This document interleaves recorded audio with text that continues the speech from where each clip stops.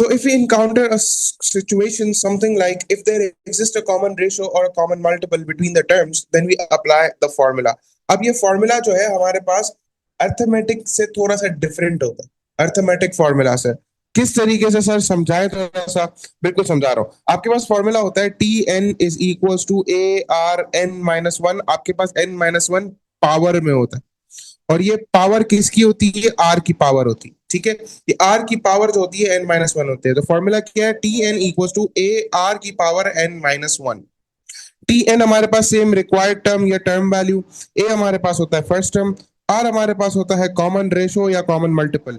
Arithmetic में हम D क्या डी किस लिए यूज करते थे? कॉमन डिफरेंस के लिए। आर इस दफा यूज करेंगे हम कॉमन रेशो या कॉमन मल्टीपल के लिए, और same N is required term. अब हमारे पास क्वेश्चन आता है कि भाई 2 4 8 16 हमारे पास एक सीरीज दी हुई है, उसको बोला इसका nth टर्म निकालो। क्या निकालो? nth term. सबसे पहले हम सारी इंफॉर्मेशन अपने पास लिख लेंगे। हमारे पास फर्स्ट टर्म क्या है? फर्स्ट टर्म हमारे पास है 2। हमारे पास आर क्या होगा? कॉमन रेशियो क्या होगा? Proceeding term divided by preceding term. वापसी बता रहा हूं, proceeding term divided by preceding term. ये फॉर्मूला आपको याद होना चाहिए, और अगर आपको याद नहीं है बेटा, तो आपकी जिंदगी में आपको मैथ्स के एग्जाम में पास होना मुश्किल ही नहीं, नामुमकिन हो जाएगा। तो प्रोसीडिंग टर्म हमारे पास 4 है upon 2 equals to 8 upon 4 equals to 16 upon 8। Sir ये आपने सबके साथ क्यों किया? 4 को 2 किया, 8 से 4 को डिवाइड किया, 16 को भी 8 से डिवाइड किया, क्यों ऐसा सबके साथ किया आपने? आपसे 4 को से भी 2 को डिवाइड कर देते तो आपके पास आर आ जाता। बेटा चेक करने के लिए कि कॉमन रेशियो सही में है कि भी नहीं है। अब कॉमन रेशियो अगर नहीं होगा तो जाहिर सी बात है मसला हो जाएगा ना हमारे लिए, तो हमें चेक करना पड़ेगा। तो चेक करने के लिए मैंने सबसे डिवाइड कर दिया। 2 1 जा 2, 2 2 जा 4, 4 1 जा 4, 4 2 जा 8, 8 1 जा 8, 2 जा 16। तो हमारे पास आर की वैल्यू क्या आ गई? 2 आ गई, और सबके आंसर 2 आ रहे हैं। इसका मतलब है common ratio 2 is correct. Now we have to find the nth term. अब nth टर्म हम निकाल लेते हैं। फॉर्मूला क्या है?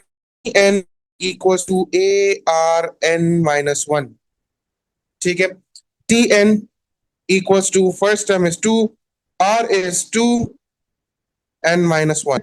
आपके पास फॉर एग्जांपल क्वेश्चन है 1000 110 1, ये सीरीज दी हुई है आपको। अब आपको बोला इसका भी nth टर्म निकाले। nth टर्म का फॉर्मूला निकालने के लिए मैंने आपको क्या बताया? सारी इंफॉर्मेशन सबसे पहले लिख लें।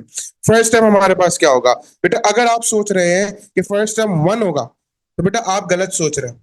आपको अपना क्या करने की जरूरत है? इलाज करवाने की जरूरत है। आप गलत सोच रहे हैं। फर्स्ट टर्म हमारा पहला नंबर होता है सीक्वेंस का, तो फर्स्ट टर्म हमारे पास है 1000। R proceeding term divided by preceding term. 1000 sorry 100 divided by 1000 equals to 10 divided by 100 equals to 1 divided by 10। दो जीरो कैंसिल, 1 अपॉन 10 बचा, जीरो से जीरो कैंसिल, 1 अपॉन 10 बचा, और आखिर में भी 1 अपॉन 10 है। तो हमारे पास आर की वैल्यू क्या आ गई? 1 अपॉन 10। अब हम क्या करते हैं? फॉर्मूला लगा लेते हैं। T N equals to A R N minus one. T N equals to 1000 multiply by 1 upon 10 n minus 1।